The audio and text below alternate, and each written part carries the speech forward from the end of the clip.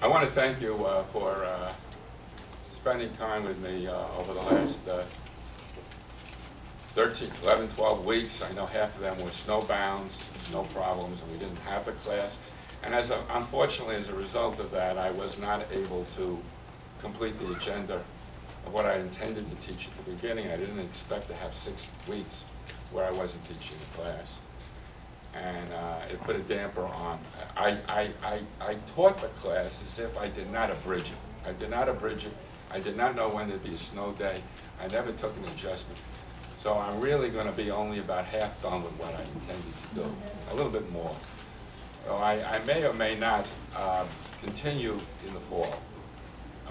If you want, I'll see how things go, see how my health is and your health, and if you want me to continue with this course beyond this. Yes. Yes. Most of you, would many of you come back here? Sure. Yes. Absolutely. What about April? You're not going to do anything? Yeah, I will be. No, I'm not. I'm teaching at the other place on something unrelated to this.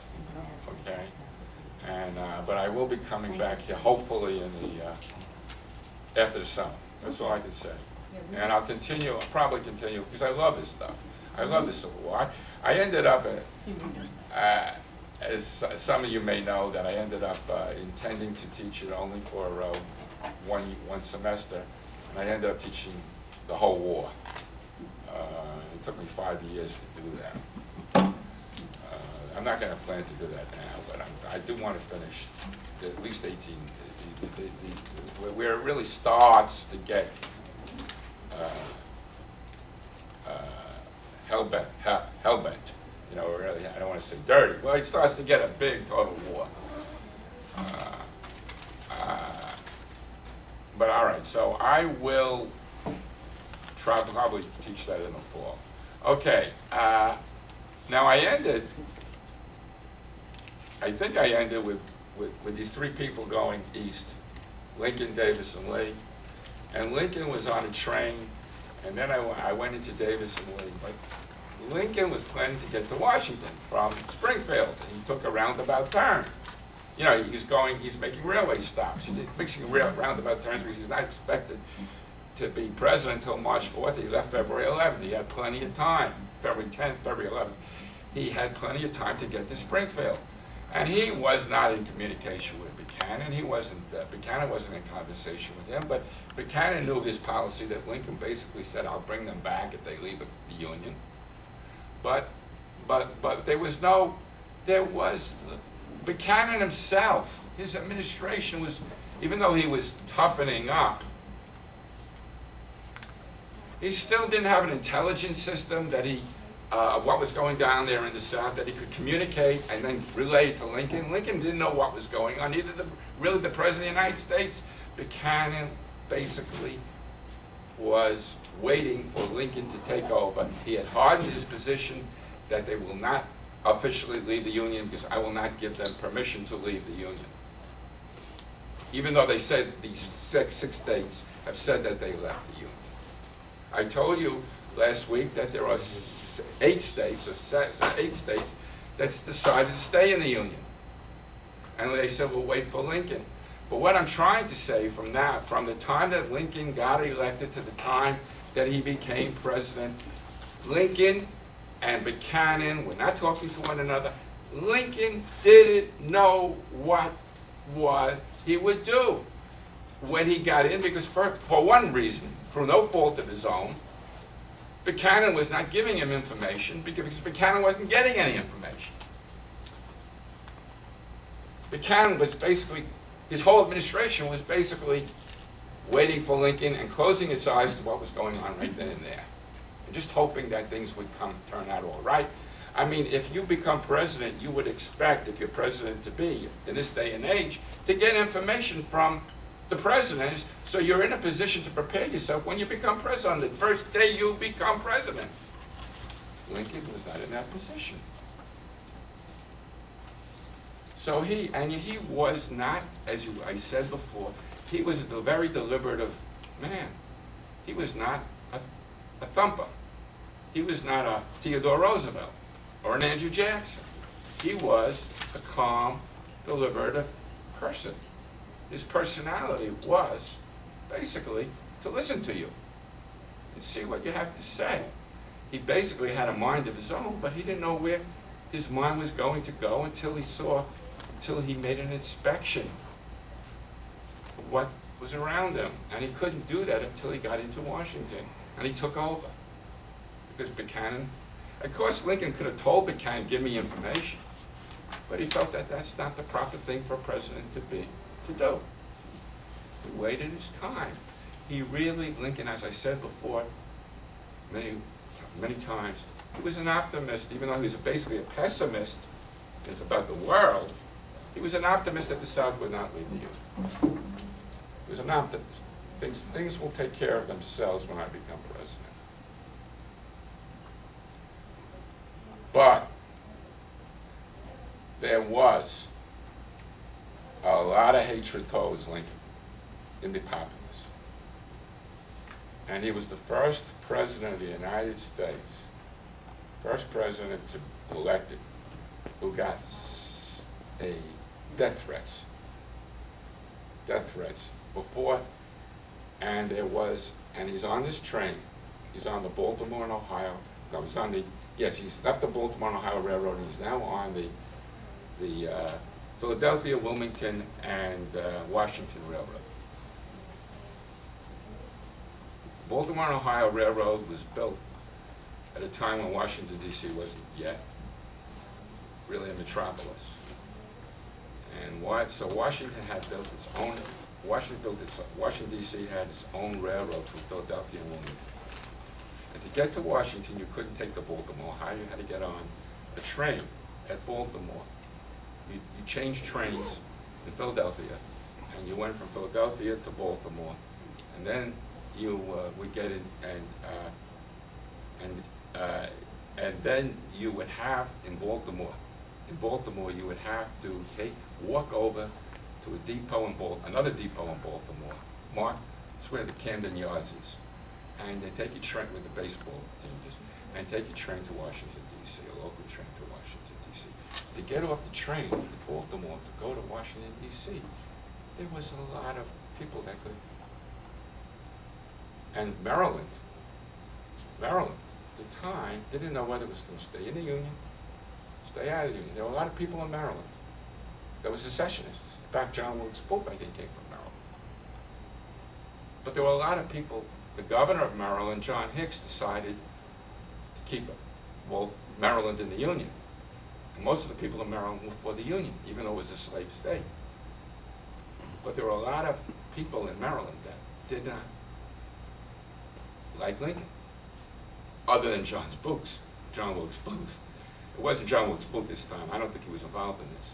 But there were a lot, and he gets so now Lincoln's making these addresses in Pennsylvania, in Pittsburgh, and whatnot, and he gets a death threat, a serious death threat. He tries to discount it, that they're going to kill him in Baltimore. They're going to kill him in Baltimore.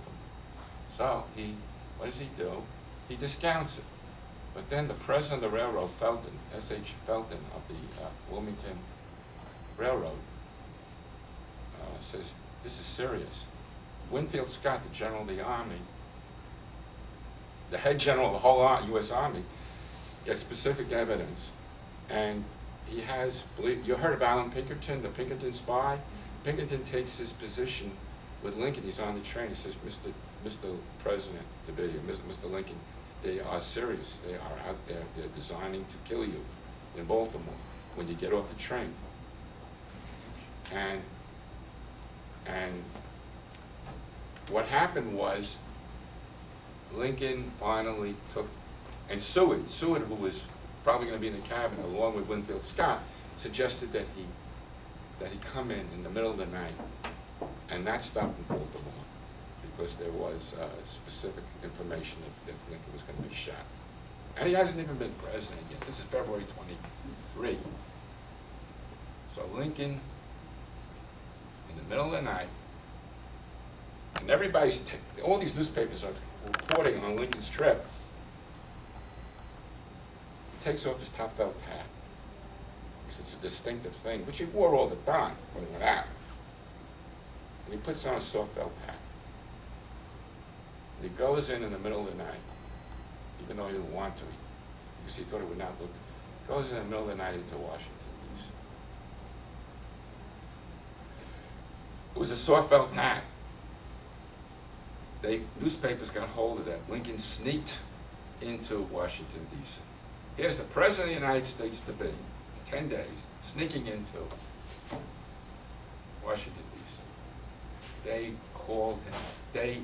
And now this soft felt hat becomes a Scotch plate, red and black checkered cap. And then there were people that didn't like Lincoln. They put him in a skirt, the Scottish skirt. He said, look at the president to be. And went all over the country. Lincoln ignored it, but he said, what a way to begin my old way of running this country. And he said, one of the things I'm going to do when I become president is never take seriously a threat. Look at the press I got from trying to get into Washington, D.C. And throughout his presidency, he wore that top hat. He was shot at. I don't know if you recall. He was shot at over the years. He always never avoided a confrontation where he might be shot. He ignored it. He says, "It's not worth it. If I'm going, He was fatalistic about it, but in large part because he remembered the criticism that he got on that day that he came into Washington, D.C. Now he gets in. And he decides to pick a cabinet. And who's he pick? He picks, you gotta remember, he tries to get people from the South to come into his cabinet, but they don't want to come. There's a guy, John Gilmer, he tries to get him in from North Carolina, doesn't want to come in. What does he do? He picks the people that were competing with him for the presidency. Now I told you before that Lincoln was not a magnetic, outward-looking, strong-minded guy. All these people that he picked said that they were better at becoming president than he was. He picked the Secretary of Treasury, Samuel Chase, who ran against him from Ohio. He picked Edward Bates, the man who ran against him from Missouri, to be his Attorney General, and he picks Simon Cameron, who he didn't want, who was a party hack, who was the governor of Pennsylvania, a party hack. But remember, although he made no promises, Lincoln, that he would pick the people that his people suggested he pick.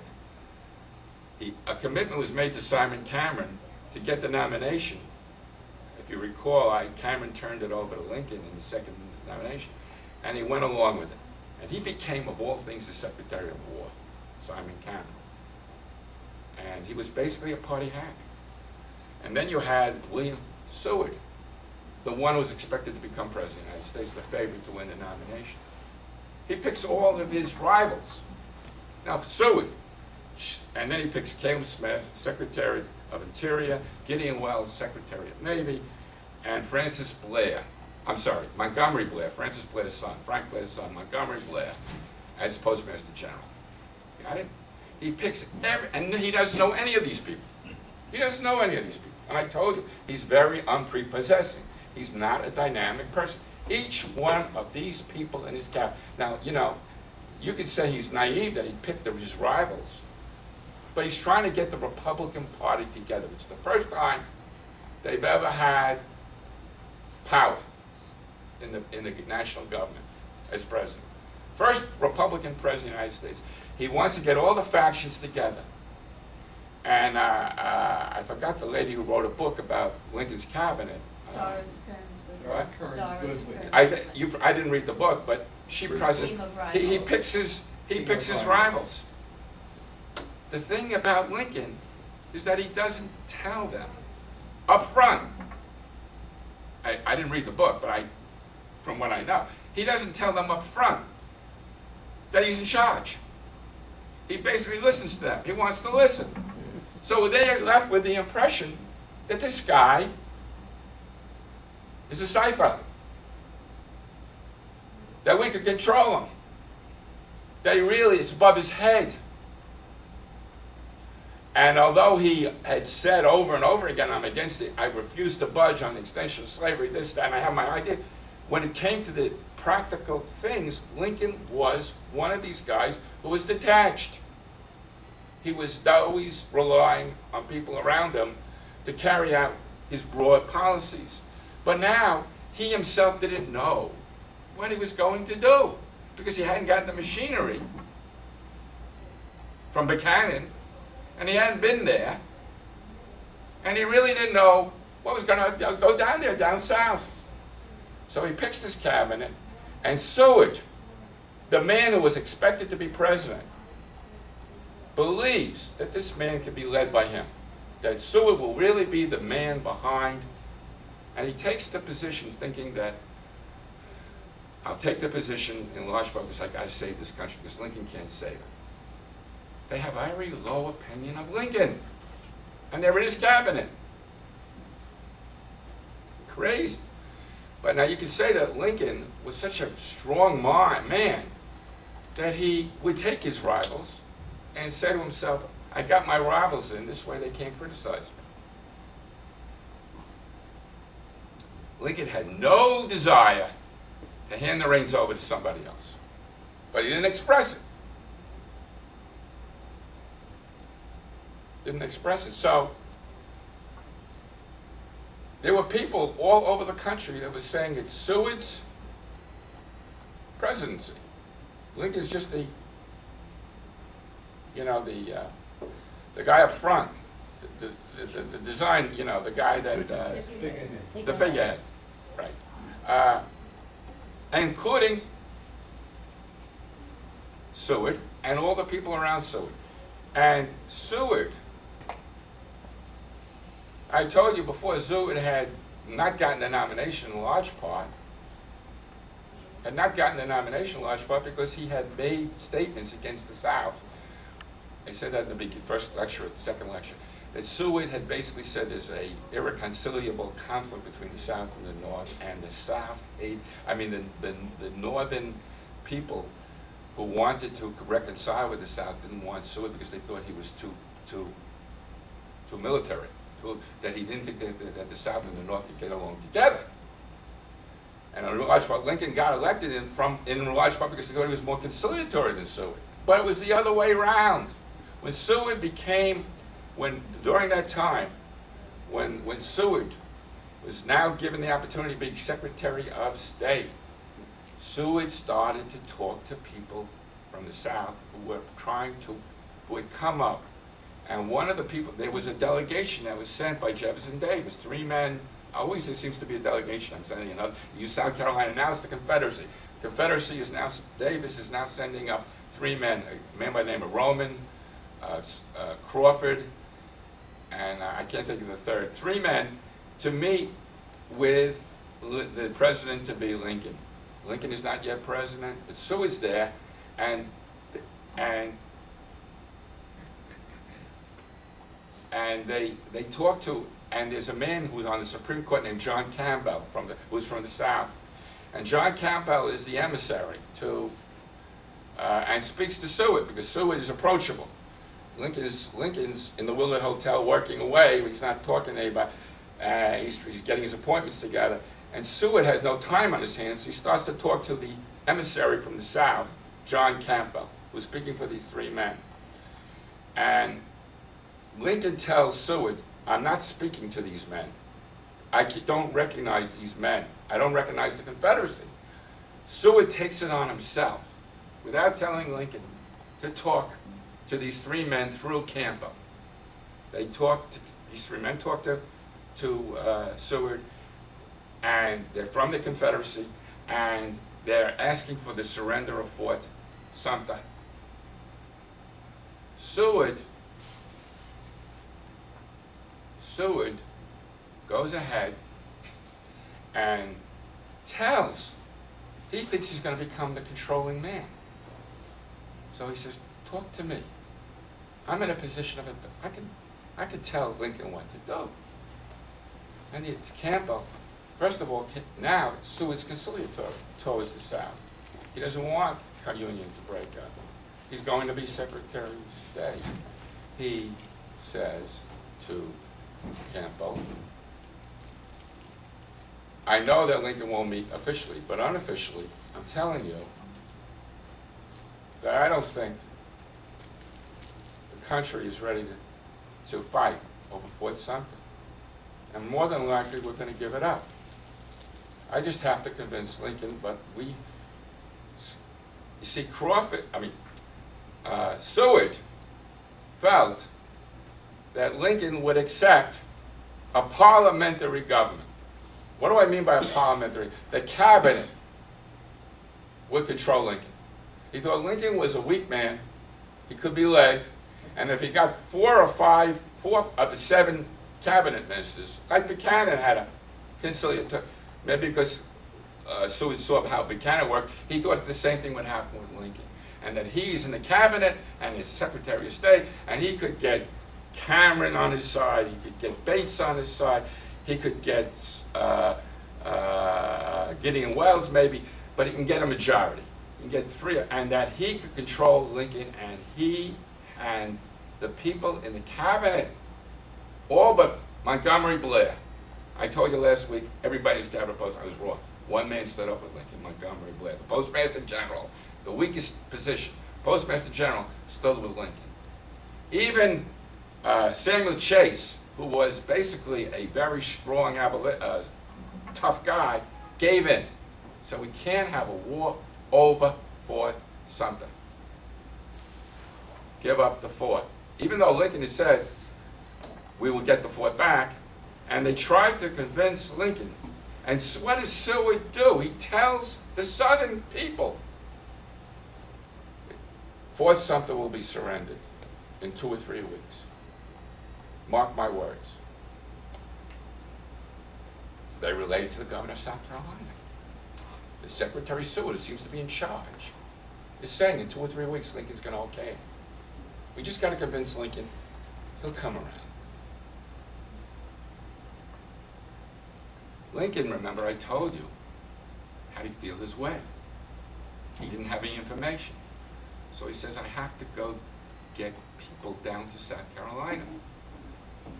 So what does he do, Lincoln? He sends 3 people.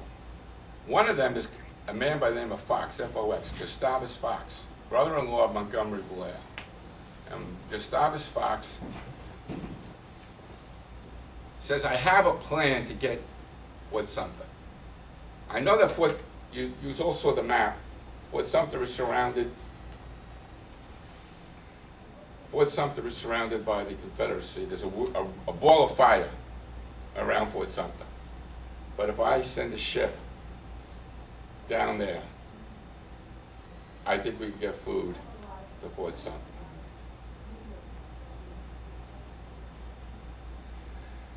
But I have to say, I left out, so let me intrude in that, the inaugural address. And then before, inaugural address comes on March 4th.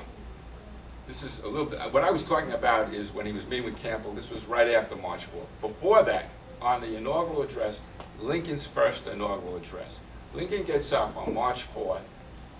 Stephen Douglas is holding his hat. I think you all remember that. Stephen Douglas, the guy who ran against him, who would die within a year after that, is holding Lincoln's top hat.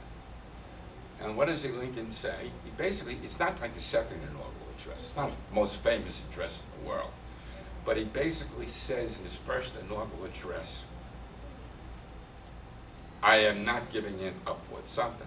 I am not, he doesn't specifically, I don't think he specifically mentions Fort Sumter. I will not, I'm going, because he basically says the South has never left the Union. I've never permitted it to leave the Union. They're still in the Union.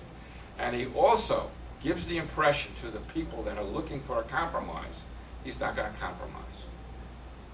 In other words, there was no talk of compromise in his speech. And when he was asked, just before he became president, he did it in his speech too, when he was asked, can't you do something to the South to let them come back into the Union? Lincoln said, it's not me that's leaving the Union. They want to leave the Union. They're not out of the Union. I'm following constitutional principles. I follow the Constitution. And if they want to break the Constitution by getting out of the claiming they're out of the Union, I will not accept it. And he basically said that in his speech. He basically said, there is no give. They have to come back. They have to come back. And now, at this point, Texas is now out of the Union. There's 7 states now. February 23rd it came out.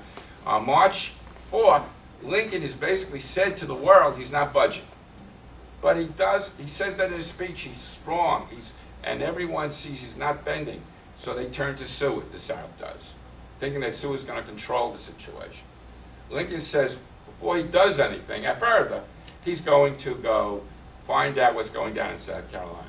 He calls in Abner Doubleday's wife. Abner Doubleday was the second in command of Fort Sumter. He doesn't know whether he could trust Anderson because Anderson's the head of the Fort Sumter. And Anderson is the guy in charge, and he didn't fire on the Star of the West when he could have. And he calls in Abner Doubleday's wife because Abner Doubleday's wife was down there with Abner Doubleday, and she was able to get out right after the December. And she talks, Lincoln says, where do you think Robert Anderson really, is he really on our side? Is he really, because he comes from Georgia, is he really going to fight? Is Robert Anderson going to fight? Does your husband say, because there was communication between Abner Doubleday and his wife. He couldn't get in touch with Abner Doubleday, so he got in touch with Abner Doubleday's wife. He finds out that Anderson is a true man. He's a true Union man, even though his family came from the South and he was sympathetic to the South, but he would fight for the Union.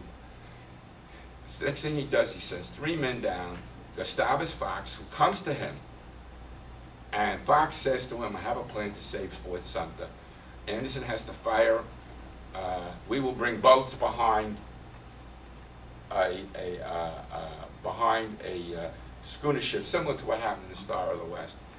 Lincoln then addresses his cabinet and asks his cabinet, 2 or 3 days after he's president, after he talks to Fox, he's talking to Abner Doubleday's wife, should we leave the Union? Should we attack Fort Sumter? Everyone in his cabinet but Blair says, give it up. It ain't worth it. Give it up. Lincoln listens to them. He says, let me get my feelers down there.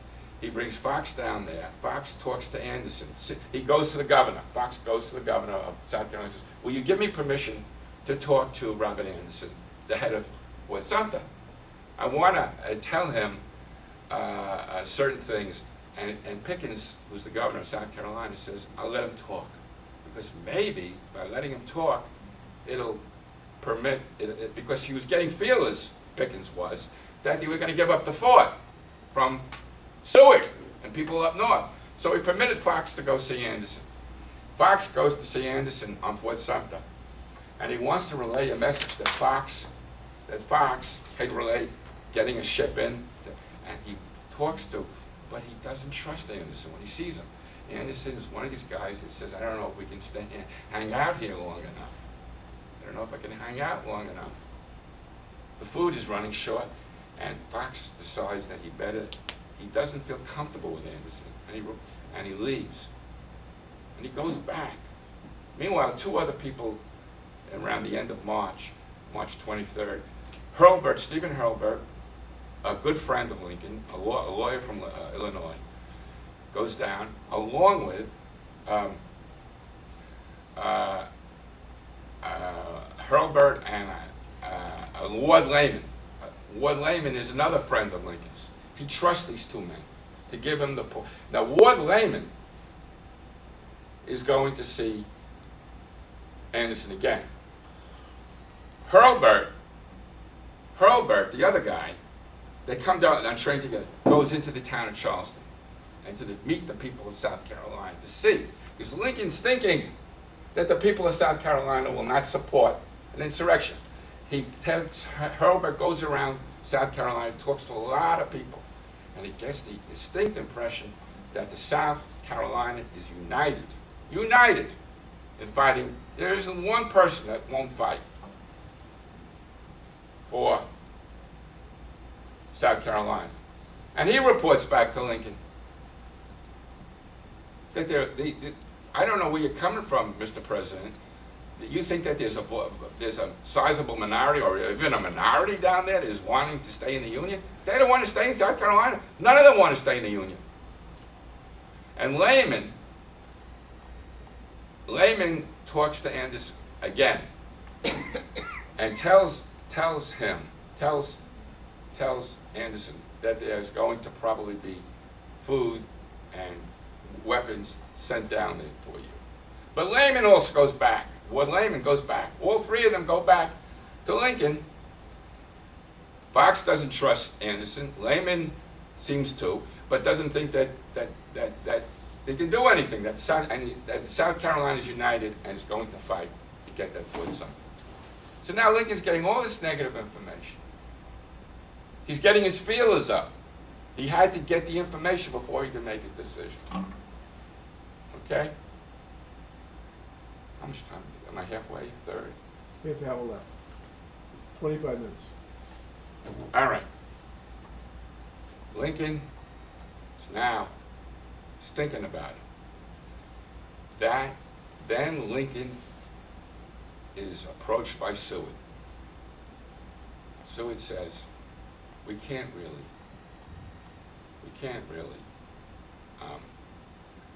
protect Fort Sumter. It's surrounded, but there's another fort in Florida. Fort, believe it or not, the same name as the governor of South Carolina, Pickens, named after his grandfather. Fort Pickens in Pensacola, Florida. And Florida is not South Carolina.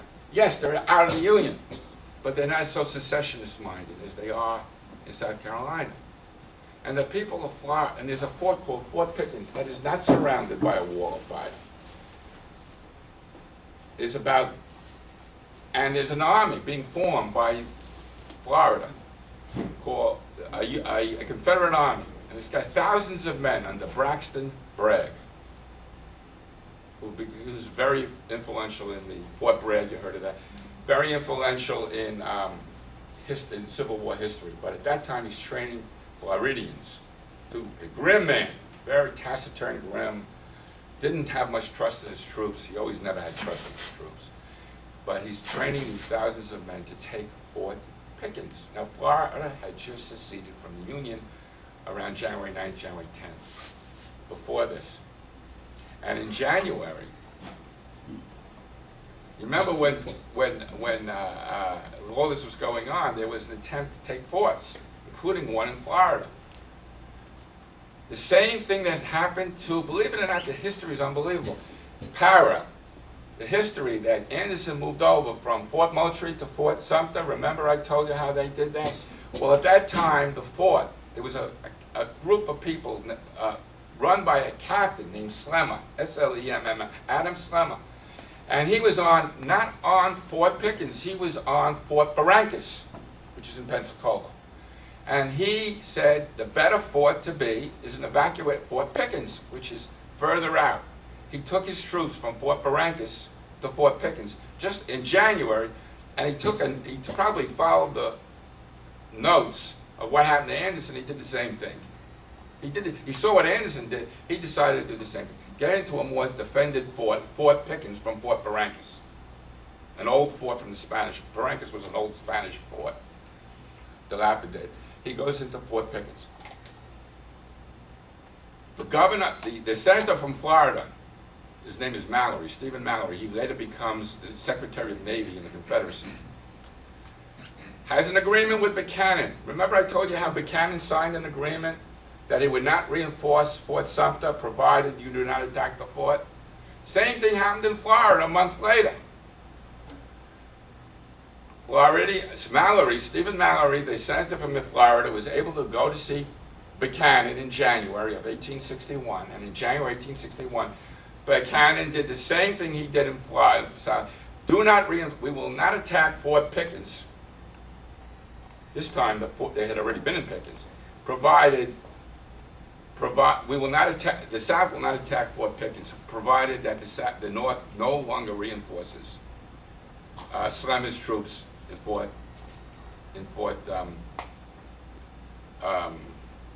Pickens. And there's a Navy man named Adams, H.A. Adams, Captain Adams, who reads this thing.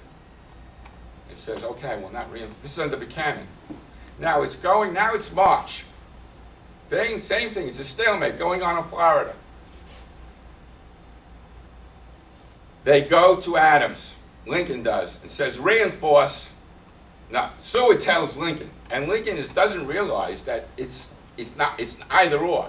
Seward says to Lincoln, forget about Fort, well, he doesn't really say forget about Fort Sumter because he sees that Lincoln is really interested in Fort Sumter.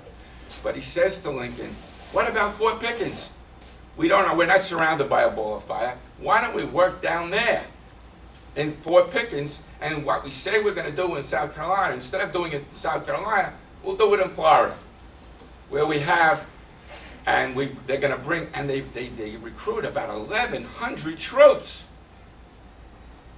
The North does, to go down to Florida under Seward's, but Seward never tells Lincoln that it's either or. He says we'll do it together.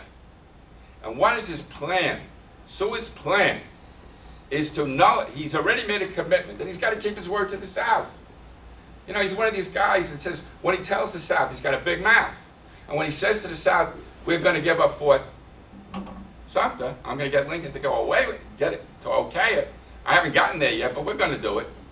He's thinking, how do I get a way out of this? Why don't I attack at Fort Pickens and give up Sumter like I said I would and fight at Fort Pickens, and the North will not think that we've surrendered because we're doing the fight where there's 1,100 men instead of these.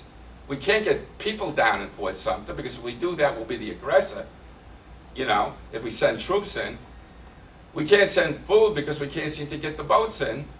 Why don't we attack at Fort Pickens and forget about Sumter? Give up Sumter at the same time attack Fort Pickens, and Lincoln still looks good. And the North still looks good. It's kept its word.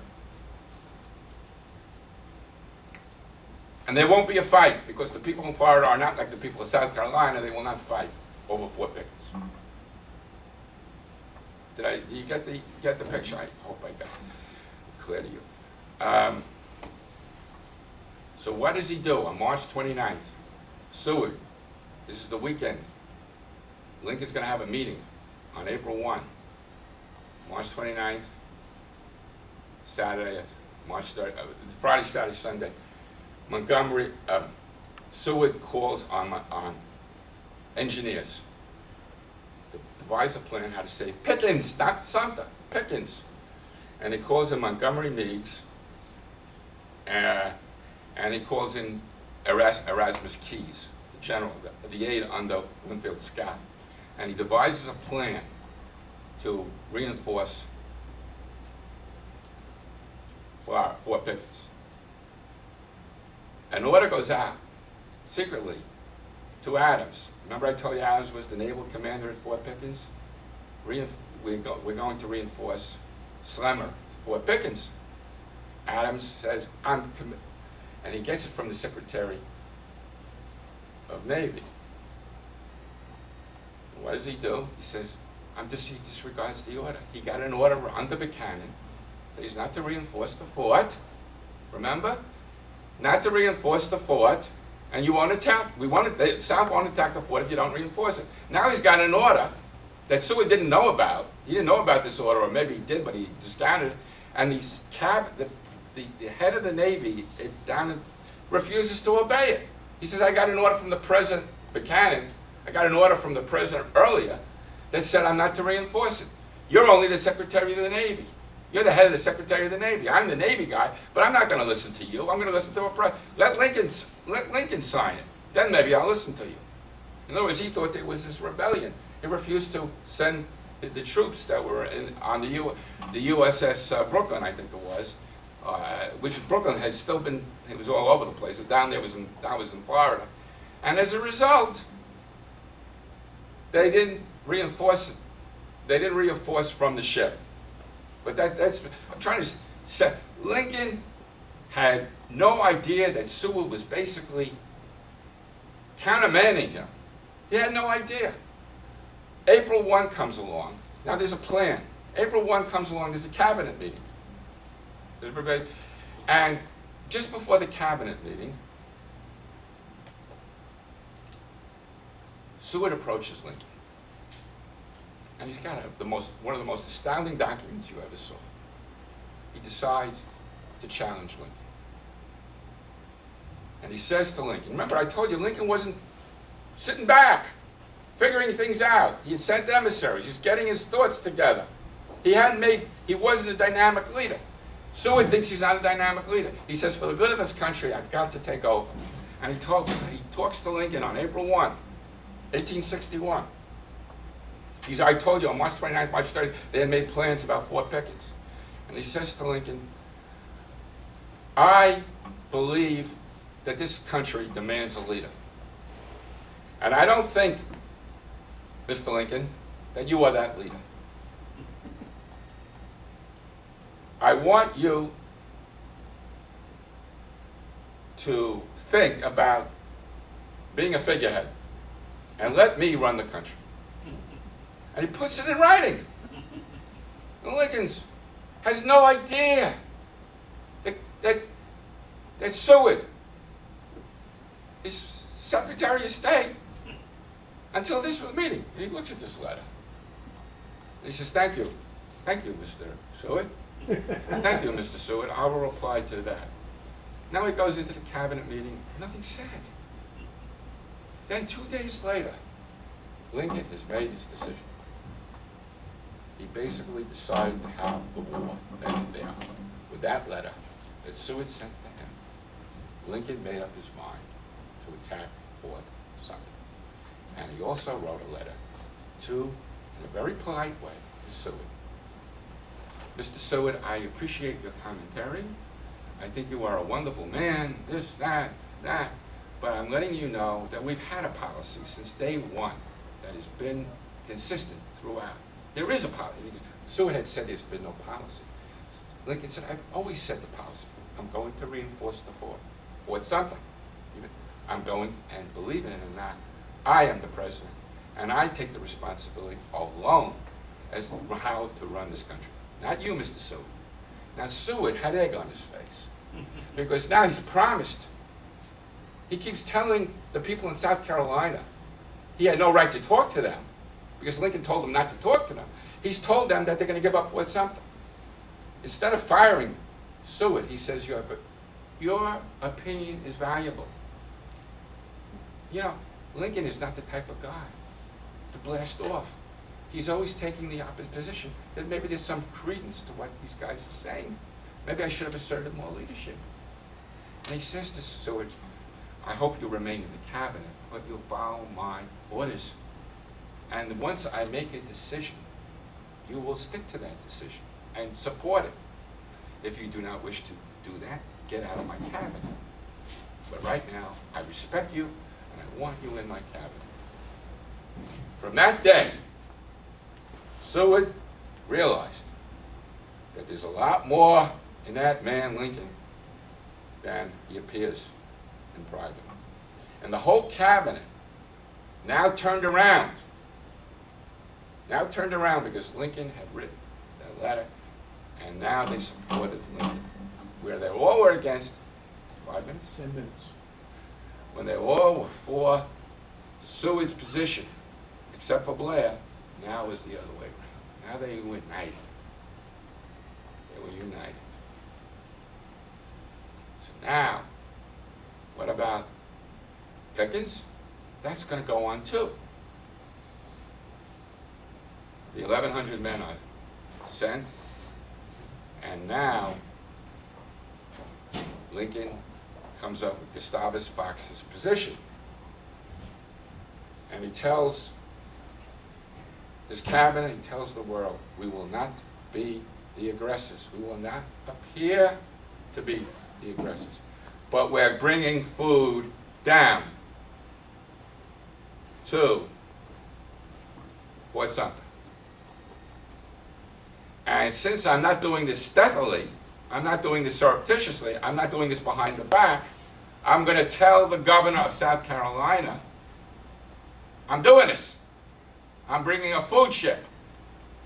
A food ship! Remember in the Star of the West there were guns on it. They're not even guns.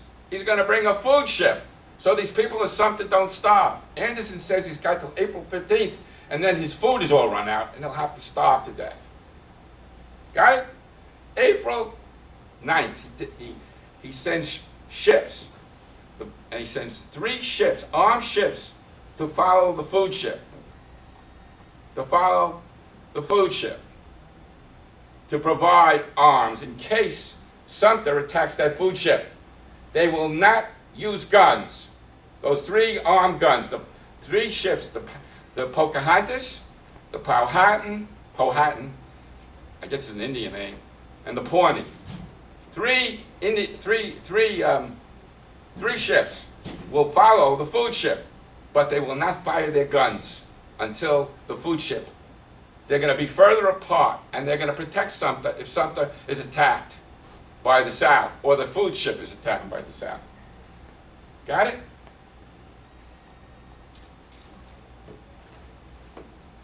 South hears about this. They send this guy down there, Benjamin Chew, C-H-E-W. He's the guy from Lincoln. Mr. Pickens, Governor Pickens, even though it's now a Confederacy, he's talking only South Carolina. And he says to Governor Pickens on April 9th, they had just left New York with the food ship, and 3 ships. 3 ships. They're going to give food to the people in Fort Sumter.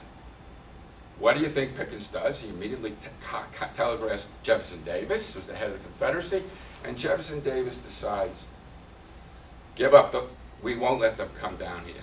We will fire if necessary on the food ship. We don't care. They can't reinforce, and reinforce means give food. We can't reinforce Fort Sumter.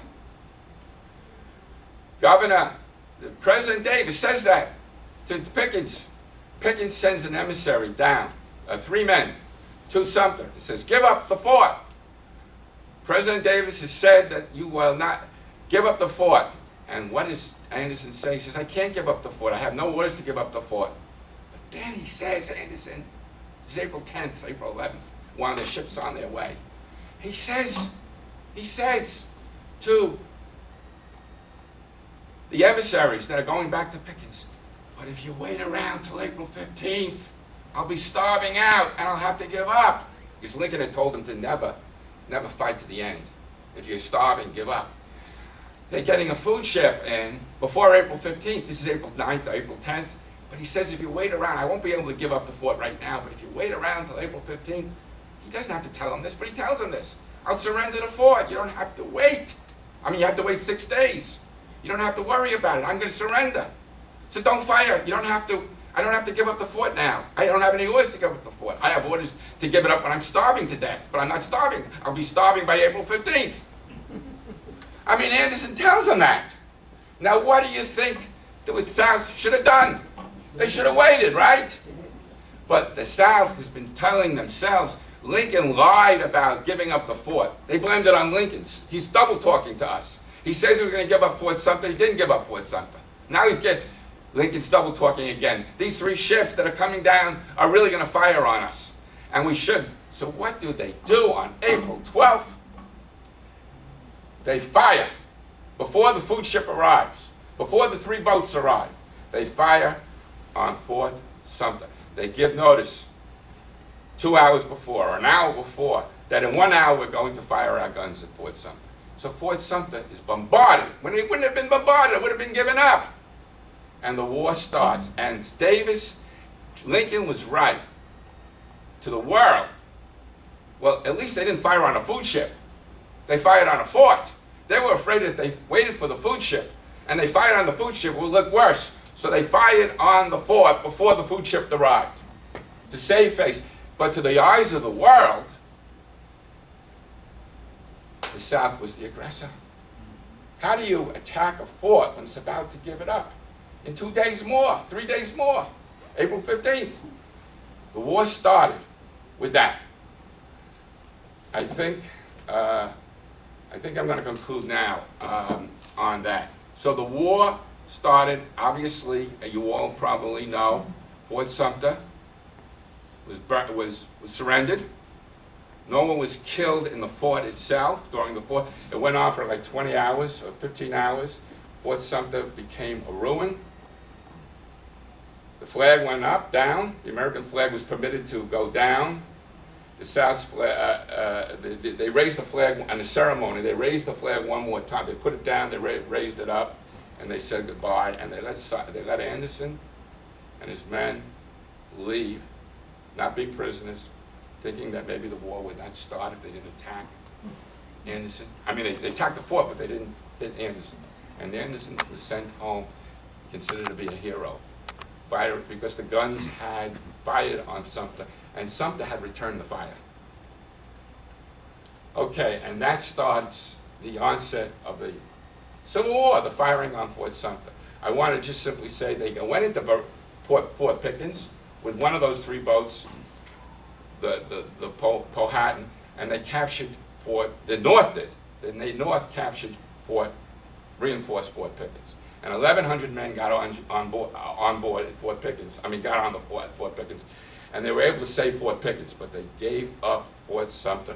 And that was the start of the Civil War. Okay, I think I finished. Taking questions? Any questions? Yeah, I have one. Earlier, you spoke about the cabinet and the men that Abe Lincoln didn't really know. What about Andrew Johnson? He was the vice president. He wasn't the vice president then. It was another man named Hannibal Hamlin, who's from Maine. Johnson became the vice president in 1865, just before Lincoln was killed. Okay. He was reelected, Lincoln, with a new vice president. Johnson was a senator from Tennessee. I was a governor. He was in Tennessee. He stayed with the North. All right, what about the vice president that he picked? Was he Hannibal involved? Hamlin. He was completely out of it. Okay. In those days, a vice president really didn't get involved. All right, any questions? Any other? Okay, I hope you enjoyed it. Thanks very much.